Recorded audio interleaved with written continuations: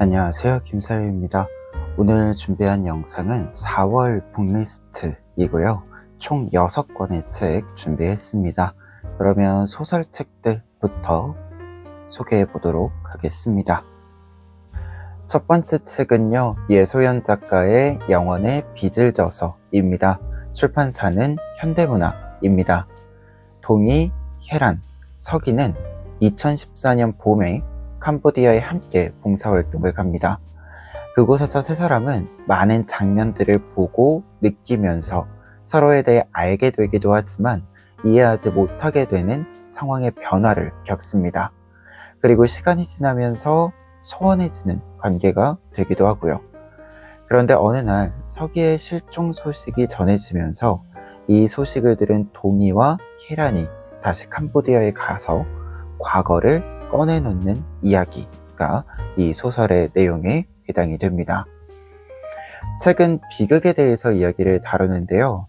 예를 들어 킬링필드에 대한 내용을 읽다 보면 우리의 일상이 채워지는 곳에도 비극이 있었음을, 비극이 발생한 공간이 별도로 존재했던 것은 아님을 인식할 수 있었습니다.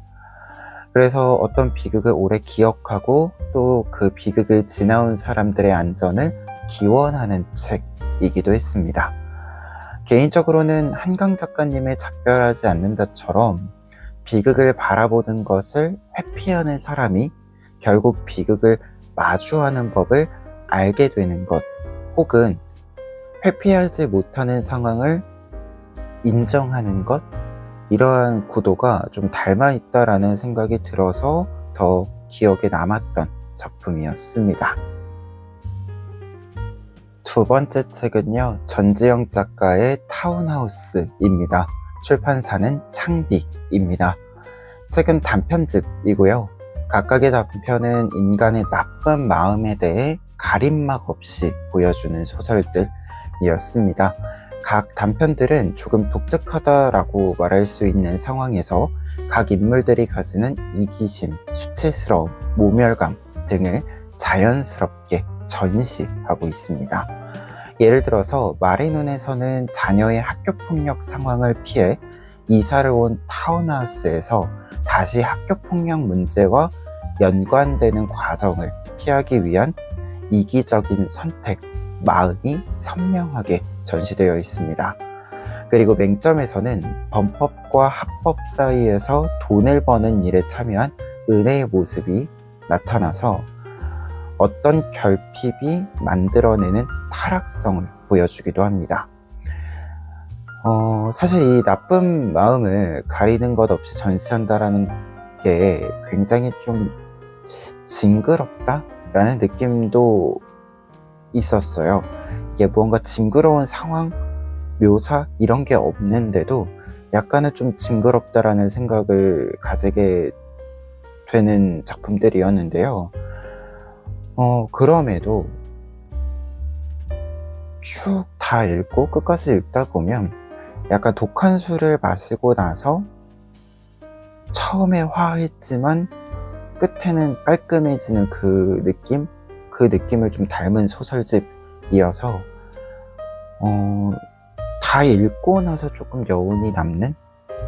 읽을 때는 사실은 여운이 남을까? 내가 이 작품을 좋아할 수 있을까? 계속 곱씹을 수 있을까?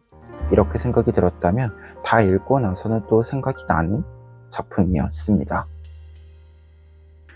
세 번째 책은요, 시그리드 누네즈의 그의 봄의 불확실성입니다. 출판사는 열린 책들입니다.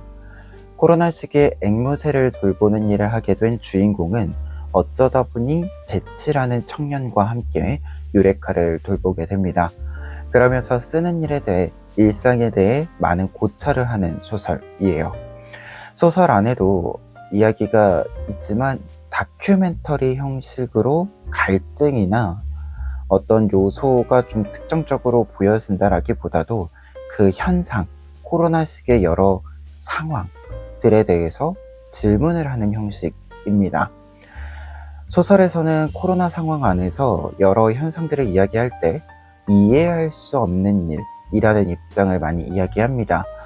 예를 들어 소설의 내용에는 이런 내용이 나옵니다. 카푸치노를 포장 주문하고 기다리면서 무심코 카운터에 손을 올렸는데 바리스타가 나를 어린애처럼 나무란다. 그가 카운터 위에 테이프로 붙여놓은 종이를 탁 치며 말한다. 여기 만지지 마시오 라고 쓰여 있잖아요. 그의 목소리는 그의 동료와 내 뒤에 줄지어 기다리고 있는 손님들 귀에 다 들릴 정도로 크다. 나는 그 바리스타를 안다. 여러 해 전부터 알았고 그를 만나는 게 늘 즐거웠다. 사실 사회적 접촉이 엄격히 제한된 시기이다 보니 그와의 짧은 소통이 특히 더 고마웠고 이제껏 그는 나에게 친절하지 않았던 적이 없었다. 밖으로 나온 나는 울기 직전인 자신에게 경악한다. 커피를 마시고 싶은 생각이 사라져서 가까운 쓰레기통에 던져버린다. 그저 집에 돌아가고 싶은 마음뿐이다. 그는 나를 어린애처럼 꾸짖었고 나는 어린애가 되었다. 그는 나에게 소리를 지를 필요까진 없었다. 이제 다시는 거기에 안 가야지. 그는 왜 그런 사소한 일에 그토록 화를 냈던 걸까? 나는 왜 그런 사소한 일에 그토록 마음의 상처를 입었던 걸까? 이처럼 그 당시 상황 속에서는 이해할 수 없었던 일들이 있었고 그 일들을 다시금 꺼내놓음으로써 그 상황을 이해하려는 질문과 시도가 쌓여있는 소설입니다. 그래서 이제는 좀 이해해 볼 수 있을 것 같은 엔데믹 이후에 우리 모습과 겹쳐 보이는 부분도 있어 차분히 읽기 좋은 소설이었습니다. 네 번째 책은요, 하재은 작가의 언제나 밤인 세계입니다. 출판사는 황금가지입니다. 판타지 소설이고요. 소설은 에녹과 아길라라는 두 남매가 주인공입니다. 두 사람은 샴 상태로 태어나서 분리수술을 하면서 아길라는 장애를 가진 상태에서 살다가 아길라가 자신이 다리가 없는 상태가 된 이 배경을 알게 되면서 이 집안 자체에 큰 변화들이 발생을 하게 돼요. 그리고 이 과정에서 에녹이 여러 결정과 성장을 하는 모습이 기록되어 있습니다. 사실 작가님의 전작들과 아마 연결이 되어 있는 것으로 보여지는 작품인지라 이게 전작을 안 읽은 사람들에게는 조금 불친절하게 느껴지는 부분들이 있습니다. 이 소설의 어떤 세계관이라고 하는 것이 어떤 구도인지, 어떤 이게 장치들이 있는지 설명이 그렇게 친절히 이렇게 쭉 되어 있지는 않고요. 다만 읽으면서 이 밤이라는 세계가 어떤 의미인지, 어떤 세계인지 자연스럽게 좀 알게 되는 소설이기는 합니다. 그래서 어려운 책은 아닌데 이게 설명이 되어 있지 않다 보니까 어떤 내용들은 어떤 의미인지 어떤 구도인지 잘 모르고 넘어가게 되는 부분들도 있어서 아쉬움이 남았던 작품이기도 합니다. 그럼에도 재밌게 즐기면서 읽기 좋은 소설이어서 소개드려 봅니다. 다섯 번째 책은요, 마크 맨슨의 희망 버리기 기술입니다. 출판사는 갤리온입니다. 책에서 말하는 희망 버리기란 흔히 우리가 이야기하는 행복 회로를 차단한다, 그만둔다 이런 뜻은 아니고요. 우리의 뇌가 감정의 뇌와 이성의 뇌가 있는데 어떤 선택을 할 때 감정의 뇌가 웬만한 다 선택을 한다. 그래서 이 감정의 뇌의 선택에 따른 우리의 결과를 보게 되는 이 과정에서 문제가 좀 있는 게 우리는 이 감정의 뇌를 통제할 수 없다라고 합니다. 그러다 보니까 우리가 감정의 뇌를 완벽히 컨트롤할 수 있을 것이다 라는 생각을 좀 내려두어야 한다 라는 것이 이 희망을 버린다 할 때의 의미 첫 번째이고요. 그리고 두 번째 의미는 우리가 어떤 희망을 가진다, 어떤 것을 갈망하고 그것을 쟁취한다 라고 하는 일련의 과정이라고 하는 것은 항상 고통이라고 부르는 혹은 귀찮음이라고 부르는 어쨌든 그 몫이 있다, 뭔가를 해야 하는 것이 있다, 그것을 하지 않고 얻을 수 있는 것은 없다 라는 것을 이야기합니다. 그래서 그냥 거저 먹으려고 하는 이 마음을 포기해야 된다 라는 것을 이야기하는 책이에요. 그래서 결국은 우리가 어떤 것을 목표로 삼고 그것을 이룰 수 있는 희망을 얻기 위해서는 버려야 하는 희망이 무엇인지 알려주는 책이었는데요. 근데 개인적으로 이제 이 책이 좀 아쉬웠던 점은 이 두 가지 의미를 독자로서 좀 정리하는 데는 많은 분량의 내용을 좀 진행을 시켜야 돼요. 근데 이 책이 꽤 길거든요. 그러다 보니까 이 내용을 하나하나 어떤 의미로서 이러한 이야기들을 하고 있구나를 알아가는데 생각보다 이게 정리가 안 돼서 산만한 느낌도 좀 있고요. 그리고 이제 내용을 이렇게 딱 던져주지 않아요. 사실상 이야기를 구체적으로 해주고 있긴 하지만 이 이야기를 왜 하고 있는지는 독자가 그 의미를 정립하기 전까지는 약간 접근하기가, 생각하기가, 이렇게 좀 체계화하기가 어려운 부분이 있습니다. 그래서 좀 지루하다라는 느낌도 저는 개인적으로 받았어요. 그래서 사실 뭐 약간 중간에 포기할까도 생각했었던 책이기는 한데요. 근데 또 다 읽고 나서 보면 이 책에서 이제 방금 이야기 드린 것처럼 무언가를 얻고자 한다면 완독의 어떤 위치, 완독의 상황에서 이 책의 의미를 알고자 한다면 이 지루함과 약간의 그 재미없음과 산만함 때문에 이리저리 좀 튀는 이 느낌을 참고 끝까지 가야 되는 거죠. 그래서 내용과 좀 형식이 굉장히 좀 일치도가 높았던 책이기도 했습니다. 그래서 약간 지루하고 재미없고 한 느낌도 있었고 중간에 워딩도 약하지 않거든요. 좀 센 편이 있어서 약간은 좀 물음표가 있는 부분들도 있거든요. 생기는 부분들도. 그럼에도 다 읽고 나서 그래도 어떤 말을 하고 싶은 거구나라는 이 좀 정확한 어떤 결과값이 있는 책이기도 해서 그 의미를 생각해 보았을 때는 한 번쯤 읽어보면 좋지 않을까 이렇게 생각이 든 책이어서 소개해 봅니다. 6번째 책은요, 임승휘 교수의 귀족시대입니다. 출판사는 타인의 사유입니다. 중세 그리고 근대 귀족의 특징에 대해 정리 및 소개하고 있는 책입니다. 대중적으로 소비되는 귀족의 이미지와 실제 귀족의 삶에 있는 차이점을 중심으로 전개하는 역사책이고요. 일부에서는 서양 귀족에 대해 키워드로 접근하고 있습니다. 블루블러드, 결투, 기사도, 노블레스 오블리주, 무도회와 애프터눈 티, 예절과 에티켓, 요새와 성, 문장 이렇게 9개의 글로 귀족 문화를 살펴보고요. 2부에서는 귀족을 가족이라는 단위로 해서 귀족의 일상을 살피고 있습니다. 3부에서는 실제 귀족에 대한 에피소드들을 소개하고 있고요. 4부에서는 학술적인 접근을 정리하고 있습니다. 귀족이라는 키워드, 신분이 역사에서 꽤 긴 시간 동안 등장하고 영향을 주고받기 때문에 이 귀족을 중심으로 서양사를 탐색한다는 것이 여러 시대상을 살펴볼 수 있기도 해서 흥미롭기도 했고 좋았던 책이기는 한데요. 다만 아쉬운 점들이 좀 있었어요. 표현상 조금 오래된 형식미, 표현미가 있었다라는 점입니다.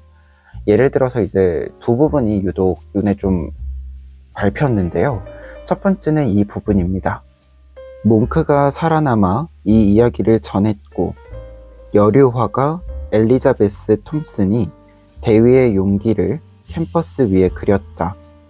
이러한 표현이 나오는데 사실 이제 제가 생각할 때 현재 이제 역사건 인문학에서건 여성, 남성 이렇게 성별을 표시하는 경우는 일부러 그 내용을 이야기하기 위해서라고 저는 생각을 합니다. 그래서 사실은 그 의미가 강조되기 위해서 표현을 하는 거고 강조를 했다라고 한다면 그것을 강조한 이유를, 배경을 좀 설명해 줄 필요가 있다라고 생각을 하는데요. 근데 이제 이러한 내용이 좀 없어요. 그러다 보니까 이게 그냥 학술서였으면 사실 학술하는 사람들 입장에 서면 각자가 알아서 이걸 표기한 이유를 생각을 해야겠죠. 근데 이게 대중서다 보니까 이거를 독자들에게 그냥 추론하라 이렇게 하는 것이 조금 더 세심함이 필요하지 않았을까? 라는 생각이 좀 들기도 했습니다. 그리고 두 번째 부분은 이 부분인데요. 이 시기에 영국은 프랑스 대혁명과 나폴레옹 전쟁의 영향 아래 있었지만 철도와 공장의 출현과 같은 산업혁명이 진전을 이루었다. 이게 프랑스 전공자시기 때문에 교수님이 그래서 이게 문제 제기를 하기가 조금 애매하긴 합니다만 그래도 우리가 이제 교과서에서 시민혁명이라고 부르는 사건들이 지금까지 쭉 이제 연구를 했을 때 그것을 무조건적으로 이렇게 좀 올려 평가하는 것은 이제 지양하려고 하거든요. 이게 아무리 혁명이다라고 표현하더라도 이게 보편적인 모든 사람들에게 평등과 자유를 제공했던 것이 아니었다라는 것, 이 한계점을 우리가 이제 알기 때문에 웬만해서는 특별한 경우를 제외하고는 조금 높이는 것을 좀 지양해요. 너무 높이지 않으려고 합니다. 근데 이제 또 이 내용이 여기 이렇게 또 대혁명 이런 식으로 나와 있고, 그리고 그 당시에 좀 상황을 생각해 보았을 때 영국이 큰 영향을 받은 것은 사실이지만 종속적으로 좀 보이게 프랑스 아래에 종속되어 있었다라는 듯이 표현을 하기에는 교과서 내용상 이제 대륙봉 세력 등의 내용이 있다 보니까 약간 애매한 뉘앙스가 있어요. 그래서 이러한 부분들은 조금 생각을 해보아야 하지 않은가. 이게 약간 저의 입장에서는 그런 부분들이 좀 문제제기가 되어야 하지 않은가라는 생각이 좀 있었습니다. 사실 이러한 부분들이 그렇게 전체 이 귀족에 대한 이야기를 하는데 심각한 문제점이거나 이러한 것은 아닙니다. 이러한 부분이 있다라고 해서 이 글의 내용을 이해하거나 사실관계를 파악하는 데 문제가 있거나 이러한 것은 전혀 아니고요. 단지 그냥 그래도 제가 역사를 공부한 입장에서 이러한 서술들은 대중분들에게 그냥 제시가 되면 약간 오해의 소지와 애매한 구석 등을 좀 만들 수 있지 않은가. 현재까지 연구한 동향에 비춰보았을 때 조금 그래도 고쳐볼만 하지 않은가 라는 생각이 들어서 여러분들에게도 좀 이야기를 나누어 봅니다. 그럼에도 이 귀족, 사실 요즘 미시사 입장에서 보면 항상 노예, 농노, 농민 이 내용들을 주로 다루지 귀족을 다루는 경우가 좀 드물거든요. 그런 입장에서 지배층이어도 사실 우리가 미지사 입장에서 그 세세한 그들의 일상을 또 되짚어 볼 필요가 있거든요. 그러한 입장에서 또 필요한 책이었다. 그래서 여러분들에게 소개하는 역사책, 4월의 역사책입니다. 오늘 전자책 2권까지 해서 6권의 책 소개해 드렸는데요. 4월에도 열심히 읽는 독서 생활을 할 예정이고요. 여러분들도 4월에 열심히 독서할 수 있는 봄 되시길 바랍니다. 그러면 저는 다음 영상으로 또 인사드리도록 하겠습니다.